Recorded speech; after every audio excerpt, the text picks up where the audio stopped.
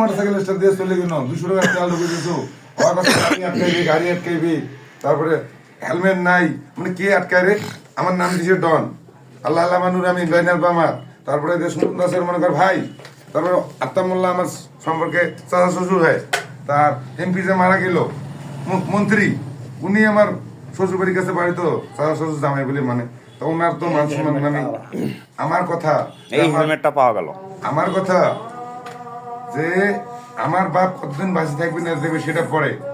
আমার শ্বশুর বাঁচে থাকে যুগ যুগ 50 বছর 100 বছর 200 বছর শ্বশুর যদি বাঁচে থাকে একটা হয়তো হাসির ডিমানি খাইবে নাহলে একটা পুষেকে ড্রা দিবে জামাই বাড়ি নিয়ে যাবে পেটে নিয়ে দিস কিন্তু শ্বশুর যদি মরি যায় তাহলে তুলে মই পাইম না মোর সম্বন্ধীয় টার্গেট যে বা মারা যাক আর আমার টার্গেট মোর শ্বশুর বেশি দিন থাকে যাক কারণ ভগবান কাজ দিতে হয় এটা আপনারা দেখবেন সবাই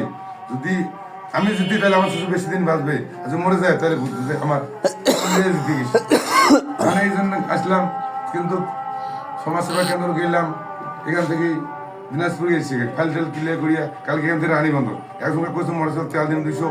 8 কেজি পাঠা মাংস দিলাই অত বুঝিল না কোনো থেকে পাঠা মাংস দিলাই মোর শ্বশুর একটা কাকা শ্বশুর বেটা ছাই ওর বিয়ে হয়েছে এই কি কয় এখানে ওইখানে বিয়ে গেছিল মঙ্গলবার আইছে বুধবার আর বৃহস্পতিবারের রেস্ট শনিবারের দিন আর সুতিসে রবিবার দিনে খান নর্মাল সেই ঘরে একটা কালেছি 1,30,000 টাকা টিকিট সব তাহলে আমি কি যেই সেই জায়গা শ্বশুর বাড়ি করছি তারপরে 10 মান মাংস বিশ্বাস নয় আপনি চক্রামপুরে ফোন করে দেখেন ছেলে আছে এসআই মেয়ে কি চাকরি